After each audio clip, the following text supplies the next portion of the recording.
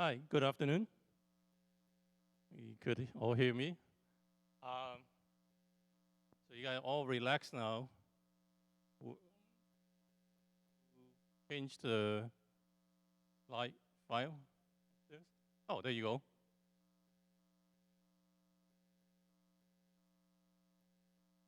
Oh, okay. Thank you. So as I was introduced, I am a volunteer at the Chi Education, and I've been there like for over 3 years now. So when I first started, I got recruited into a program that Chichi Education had been doing at a Estran Elementary School for, I think at that time it was like the second year they started over there. And it's basically this mentoring, touring programs at that school. Too fast there. So just a little background on the program. The school itself is actually located in San Dimas. It's about a 10-minute drive from here. Um, I, well, 5 years ago, I think the principal of Astran, through I think a community network event, approached Shiji and asked if that we could help her to tutor some of the disadvantaged kids that's attending Astrans. So at that time, the Chi education team basically created this mentoring tutoring programs, and we just completed our 4th year, the last school year. So the demographic of the student that actually attends the program, the most of them come from a socio-economic disadvantage environments. Most of the home that they live in have either single parents or no parents, or parent that just comes in and out of their life because they're either in prison or they just don't care. Um, and almost all of them don't really have a positive adult role model that they could look up to um, and tell them what is right or what is wrong. So that's kind of like the kind of student that we work with. So they come from a very, very different environment than I think most of us are used to. So how does the program work? So at the beginning of every school years, we work with the principal to basically select the student that will go into this program. And how many students goes into the program is really depend on how many volunteer that we could recruit for that school year. So we normally have one volunteer will work with two students. Um, so every week for 1 hour, we work with two students. So it's half an hour for each student. After every session, there's a mechanism that we set up where we could provide feedback to the student's teacher on how they are doing. And then at the end of every hours, we have what we call coffee times. And during that time, that's when we discuss, what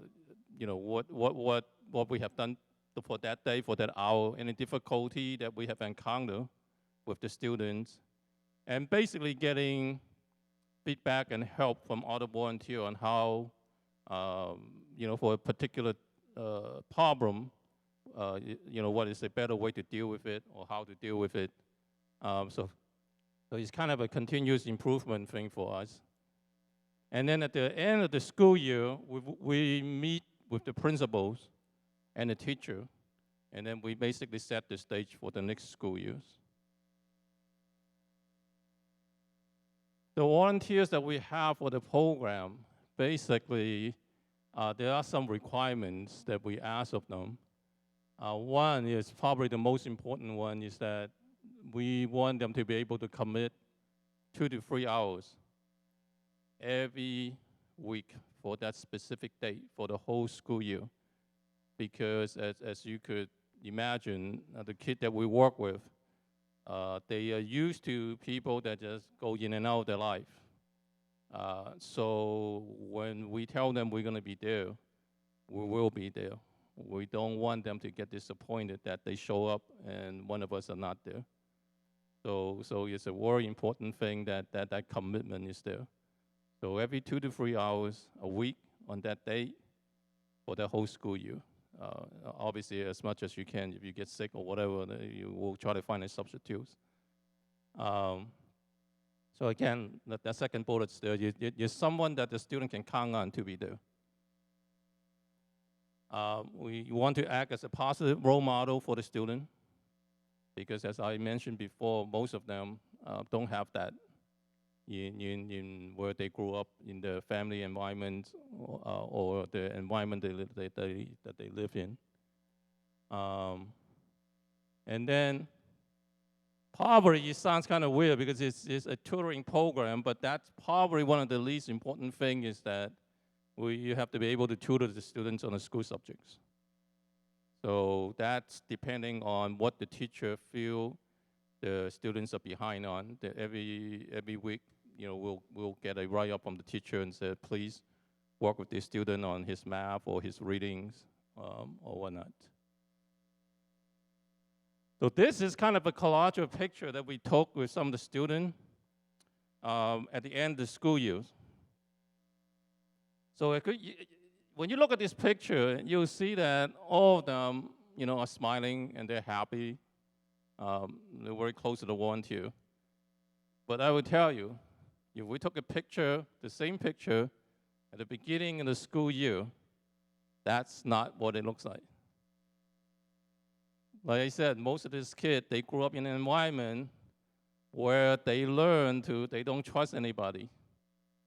They don't open up to anybody because they are used to getting disappointed when they trust somebody or when they open up to somebody. So when they first come in, their face is like this. Why am I here? What do you want from me? So it actually it takes a lot of times and a lot of patience through the year to get them to open up to the volunteer and be willing to actually work with them. And I said by the end of the school years, they are actually very happy to see us. They look forward to seeing us.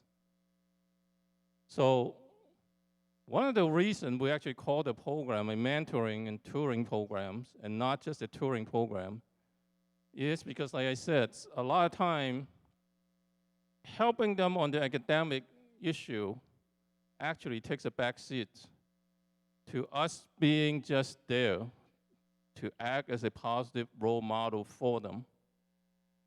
That someone that could talk to them and tell them what is right and what is wrong.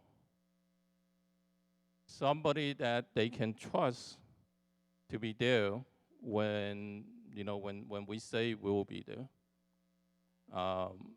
And just from my personal experience, like I said, I've been doing this, I just finished my 3 years in these programs.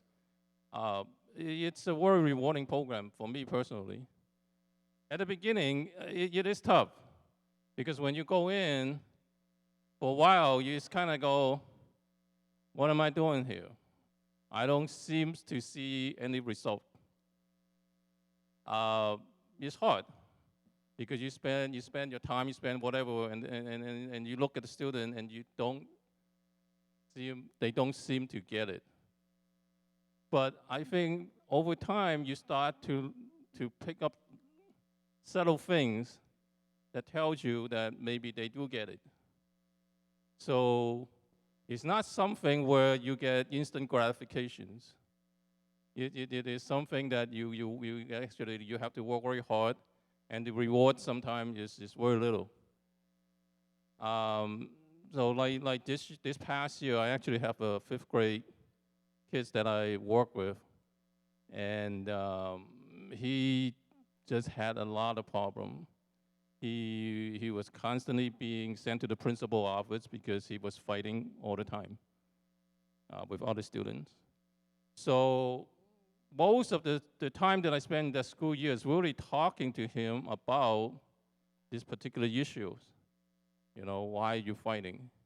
This, you know, what is the problem? And you know, telling him that actually, you know, trying to make him realize that fighting is not the best way to handle this kind of conflicts. So then over the year, the conversation start getting into less about, okay, that's the wrong things to do and stuff like that, and more into, he start opening up and we start talking about what his frustration is, what his emotion is, why he does what he does, basically. So by the end of the school year, and like I said, you know, a lot of this stuff is not miracle, and you don't see like instant success. He still get into trouble once in a while, but it's getting a lot less. And we get feedback from the school that, you know, his behavior is a lot better. And from conversation that I have with him, you do get, at least for me, I do get a sense of that he start to get it.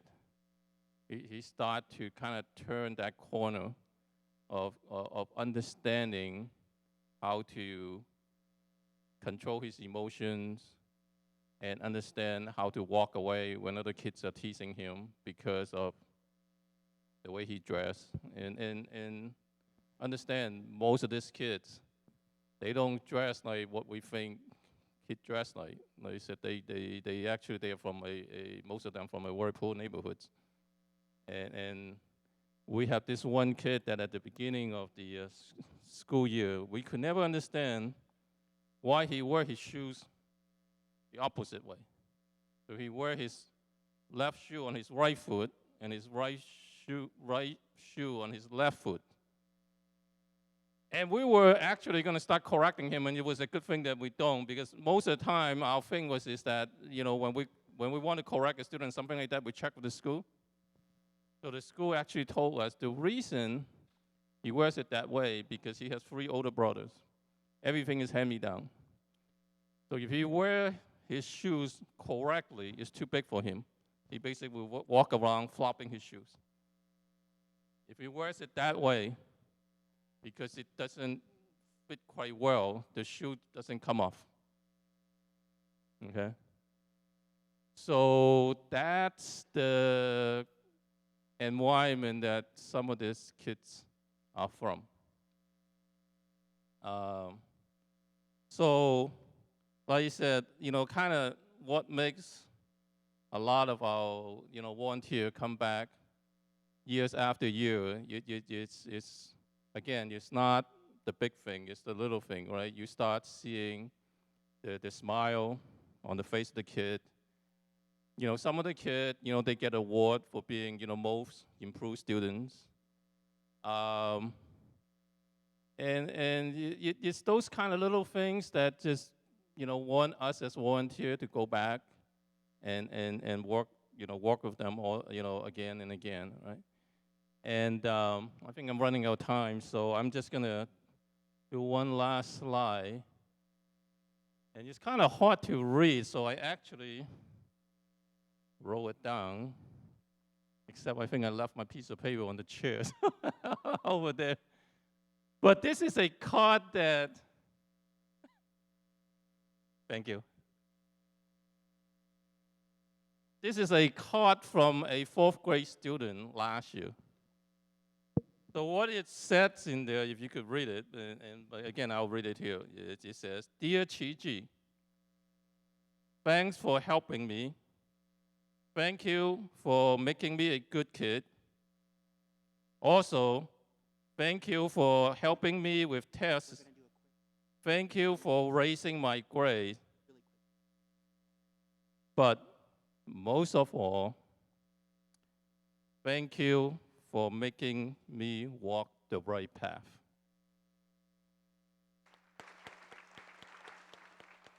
So this is why we do what we do. Thank you.